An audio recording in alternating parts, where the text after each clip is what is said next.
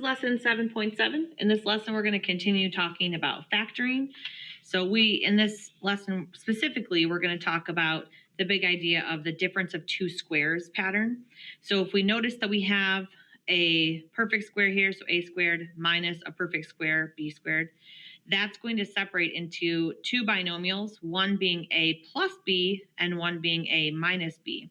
Because if you were to FOIL this, right, your first term is a squared, your outside is negative ab, your inside is positive ab, so those two things would cancel each other out, right? Positive and negative have the same thing. And then your last term is b squared, but because one of them is negative, then it would be that minus that you see in the original.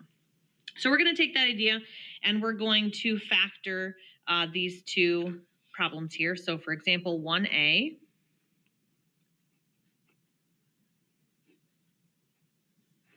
we have x squared minus 25. Now x squared, obviously that kind of shows us right away that's x times x. But we also notice that 25 is a perfect square. So that would be 5 squared. So if I'm going to split this into two binomials, I know I'm going to have a positive and a negative version. So I'm going to have x plus 5, and then I'm going to have x minus 5. So factored into two binomials, that's what we've got there. For b, in example 1, we have 4z squared minus 1. So when I look at this, I notice that not only is z squared, but 4 is also a perfect square. So I'm going to rewrite this as 2z, and then that whole thing is raised to the second power, right? Because 2 times 2 gives me the 4, z times z gives me that z squared. Minus 1 is one of those perfect squares that often gets overlooked because it like should be obvious, but sometimes we don't think about how obvious it is. 1 times 1 is 1. So this would be 1 squared as well as just being 1. So if I split them into their two pieces, right, we have our difference of squares here. We have 2z plus 1, and we have 2z minus 1. So factored, this is the version we have. I'm going to go ahead and just put these into a box so we can kind of notice them a little bit easier.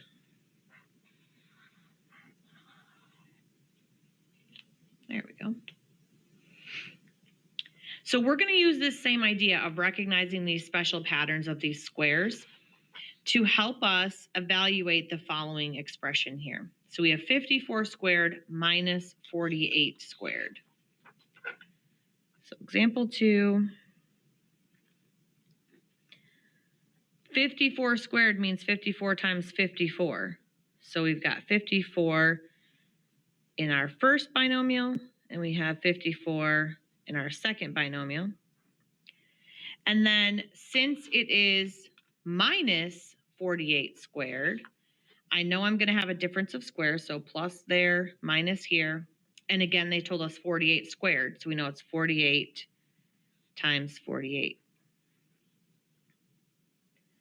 So we're going to go ahead and evaluate these two individually. So 54 plus 48 gives me 102.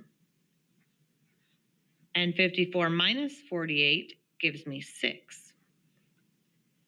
102 times 6 gives me 612, which is our final answer. So if we can recognize some of these patterns, it can make multiplying those little bit bigger numbers a little bit easier for us.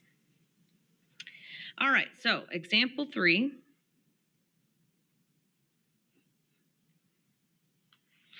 Before we get to it, we're going to talk a little bit about perfect squared trinomial pattern.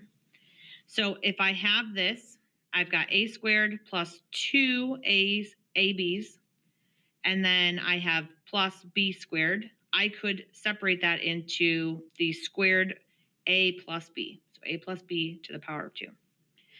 With the subtraction version, it's the same idea, but right here, instead of positive 2ab, we've got negative. So that gives me a negative for my squared version here. And if you look at it as numbers, they kind of break it up for you a little bit. They got the 6 because it was 2 times x times 3. Notice x and 3 are your outside terms here. And then same with down here, we've got the subtraction. So it's split up into x plus 3 squared and then x minus 3 squared for the bottom. So let's take that idea and apply it to these two problems here. So for A, we have n squared plus 8n plus 16. So n squared plus 8n. If I think about 8n, I know it had to be the pattern of 2ab. So 2 times what equals 8. So that would be 2 times 4. So that means I have 2. My first term was n, and we're multiplying by 4. So 2 of the n times 4 pattern plus 16 is 4 squared. So we've got 4 times 4, which is 4 squared here.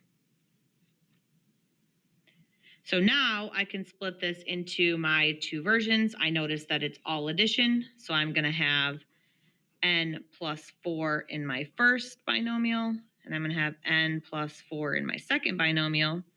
So when I put them together, I would have n plus 4 squared because it's 2 of the same binomial.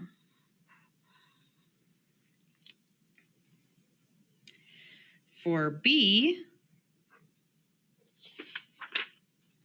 looking here, we've got 4x squared minus 12x plus 9. So I notice right away that 4 is a perfect square and x is a perfect square, so kind of like in example 1. And I notice here that 9 is a perfect square. That would be 3 squared.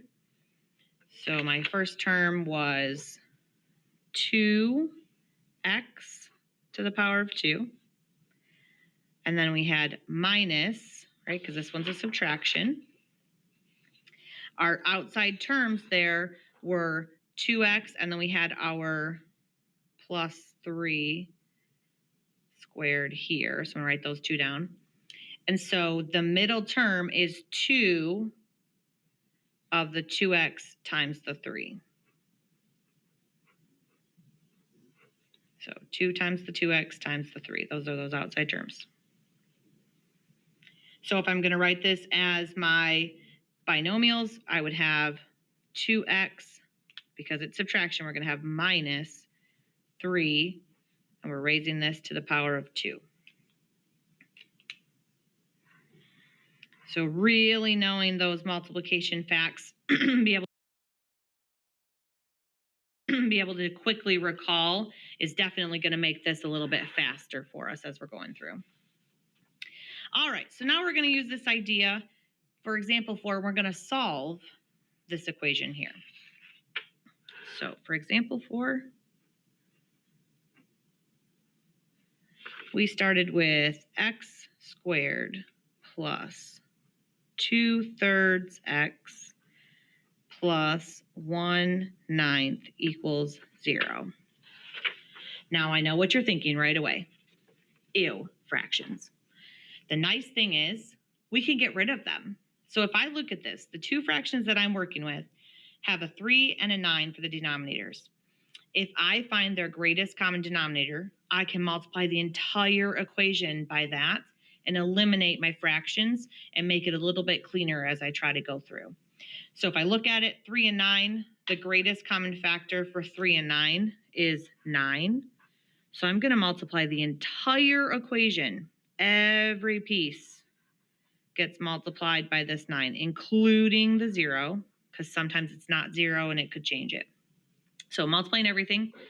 So 9 times x squared is 9x squared. 9 times 2/3 x. 9 times 2 is 18. Remember, it's like 9 over 1. So 1 times 3 is 3. Still have our x. Plus 9 times 1 is 9. And 1 times 9 is 9. Equals 9 times 0 is 0. So that stayed the same. Now I'm going to simplify it up a little bit. So 9x squared is still 9x squared. Plus 18 divided by 3 is 6x plus 1 equals 0. So now I'm going to take a look at this, thinking about it in the way that I did in example 3. What are my terms here, right? I know that 9 is a perfect square and so is x. So I can split that into 3x to the power of 2. I'm going to skip over that 6 for just a minute. 1 times 1 is 1. So we also have 1 squared here. Still going to be equal to 0. I'll write that down now. So now when I go to do my middle terms, right, I have 3x times 1. And since it's a 6 there, I have to do it 2 times. It's addition, so it's plus. So we've got our 2 times the 3x times that 1.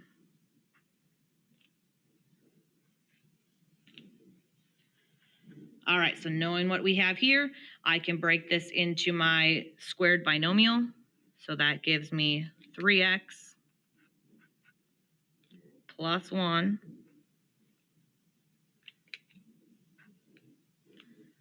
and that is squared equals 0. So now remember that zero product property.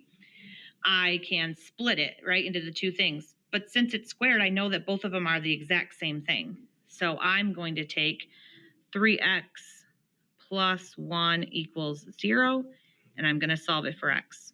So I'm going to start by subtracting 1 from both sides. That leaves me with 3x equals negative 1. Divide both sides by 3. And I find that the solution is that x equals negative 1/3.